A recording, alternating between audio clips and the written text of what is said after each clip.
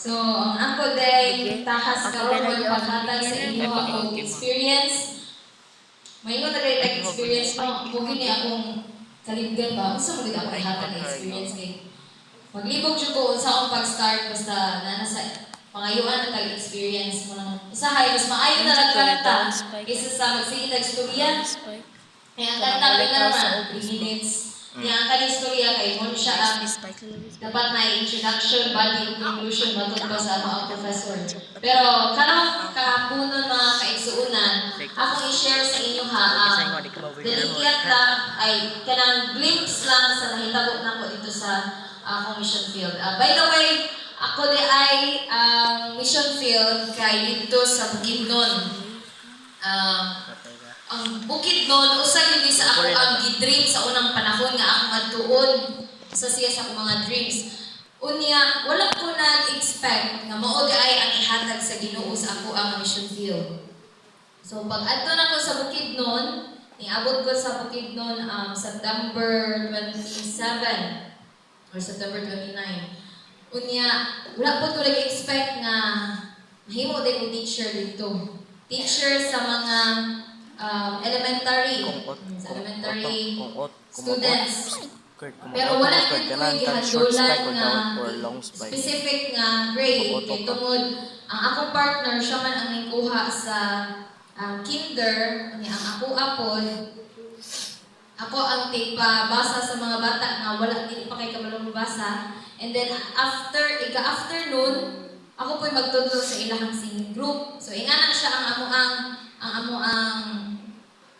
routine. So after morning lang may ga-teach, ika-afternoon ana, usa may mag-Bible study sa mga tao nga naa dito. Ang among mission field mga kaigsuunan, dili siya parehas sa uban ng mission field nga. Dili siya parehas sa uban namo nga mga batchmates nga na-assignan nga focus sila sa pag-Bible study kay sa amo ana may eskwelahan na ay layman school.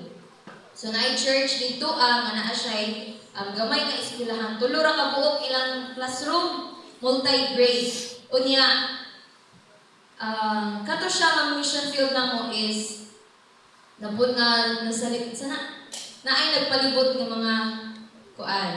mga offshoots, mga daghang dito, mga Davidian o sana kanang mga home church. Mga nailaha dito.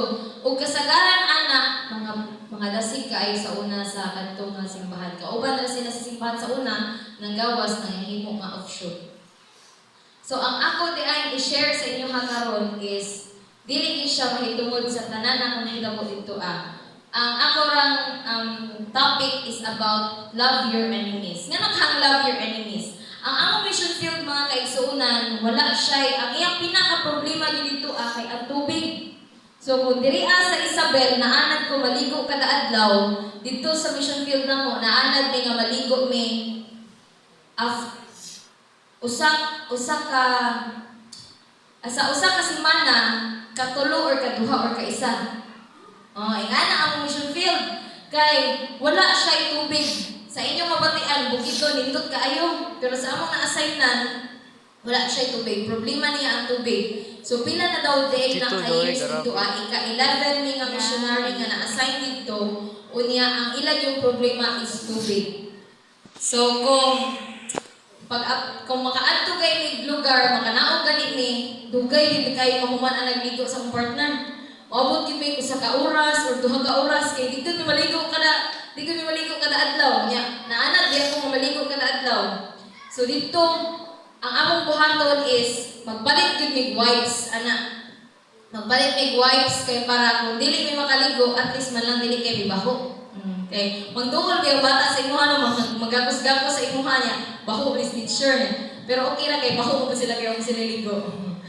Yan ako dito. Unya kanang one time ato is nahurot na ang tubig. Naa siya tubig. Ang iyang source of tubig kay ulan o sapa. Unya kay tinghuwaw man ato nga time. So wala na tubig. Asa na wala na o lagi nahubas ang sapa, nahubas. So ang buhaton ana sa mga kaigsuunan Naay times nga mohatod sila og tubig, pero sa sa tulo ra ka adlaw mahurot naman dayon ang tubig, daghan mi gagamit. Dili ra man kami. Na may ang eskwelahan dito nag-provide siya og boarding house para sa mga teachers o para pod sa mga missionary. So at bang ra kaayo di daghan man mi ga-board adto. So mahurot gyud ang tubig mga tulo or duha ka adlaw. So ang buhaton ng mga anak mga kaigsuunan, kung diri sa Isabel, magyaw-yaw na mo, nakaputing kita buhok ako ba? one time na Layo na yung spike sa wala man pinakalikod. sila nagsaba nga, naay ka nang, naay, Kaya naka-observe naman ko sa ilang mga data. Kibo mo. may langgani, kaya naanad na ko diri ang maragway ligo-ligo. Dito, ang usa ka, kita mo ana blue nga butangan nagtubig, ing ana among gamiton nga panghugas sa plato. Yag amo na siyang ginasalod og planggana kay ang mga tubig nga gigamit panghugas mo na may bubo sa CR. Usahay pagyod kung maligo mi, musulod mi planggana kay para ang tubig mo po ang ibubo na po sa CR. So ingana siya, imagine niyo mga kaigsunan kung naanad ka nga abunda ang tubig sa inyong balay, igabot nimo sa mission field. Usahay ulan imong panghugas sa plato or ulan imong ikaligo o malipay yung nga mag-ulan na. And then nanatoy katong ting-init na niingon na tong wala na ulan for 2 weeks o wala na ni ulan. Anandayin ko sa ako among kauban nga missionary nga ay mong batchmate ko nga kanang ate kanang wala na siya ulan diri tabangi kong ampo ate B nga kanang maulan na kay wala na may source of tubig, wala na may kanang di na may kalaba, usahay god mo laba may mga kaigsunan. Amo kinang tibuon, munaog ko sa ugos para magdala sa mga sana labunod. Ya dadol ko na mo para kung mauganan. So kato siya nga tayo nag-iingon niya ate wala na siya kagulan diri 2 weeks na wala na ni tubig. Ino siya nga halasay, nag-amo ko ako nga dili mo ulan diri sa amuang kay sige ra pug ulan ana siya kay ang iyang assigned area is kana Pangasinan, ang ako ang assigned area kay Bukidnon man siya. Sige kung ampo nga dili mo ulan kay sige ra ulan diri kay daghan tulo daw sila ha.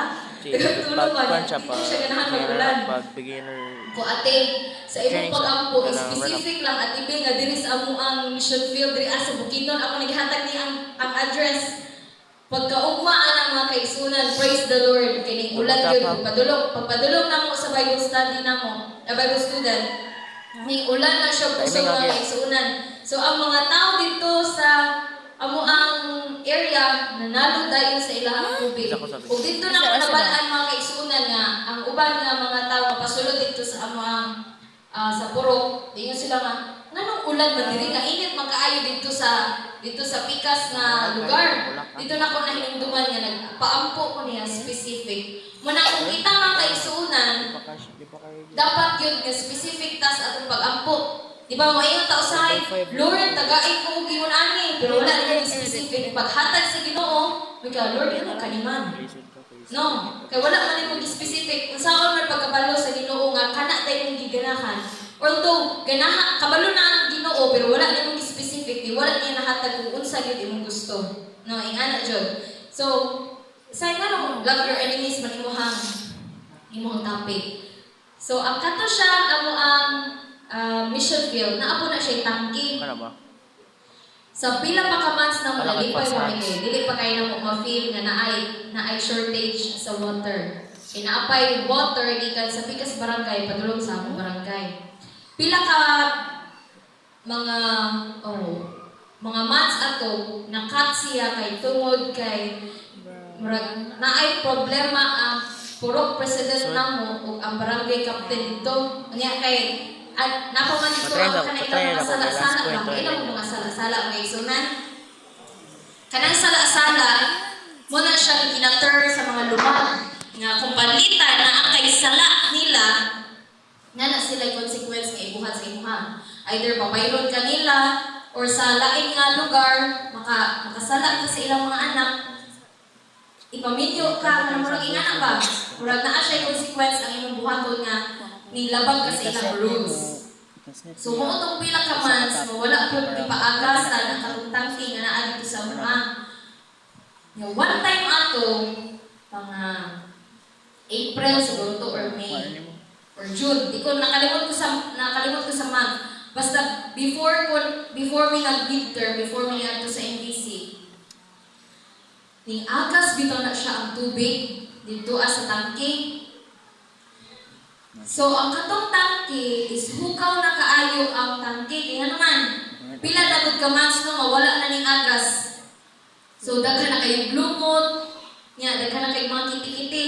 Pero wala na problema namo kay naanad namin. Pero ba ang kanang ang safety ba sa tao? Nakita ko mga batanon nga ni adto niya, kita ko nga. Sige na sila panalon sa tubig, ganyan na. Ito nila nga. Dahil atong hugasan ang tangke, tulimpyuhan, atong brushan, kay lumot gid kayo siya mag-igsunan. Moto among gipang ang uban kay nagsalog pa man atong sa hose sa katong water dito kana apoy nakalinya dito mga sudlanan. So while nagsalog pa dito sa mga sudlanan, among gilimpyuhan ang tangke. Pag limpyo na mo sa tangke makaigsun lipay kay kuan na wala na mga lumot nya. Padulong na siya, padulong na rinse ang water ba.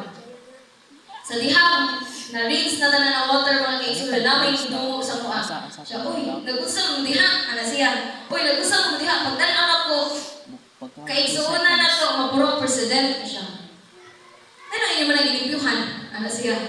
Ano inyo man nagilimpyuhan? Abi man ako og napuno na ang tangke nga nag-agas na ang mga tubig. Wala akong diay inyo magikalasan ng tubig. Ana siya. Ang imuhang hunahuna is to help ka. Kaya nag-care ka. Pero sa iya is lahi.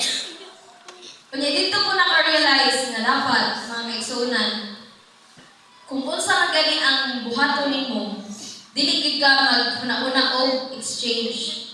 Dili gid ka maghuna-huna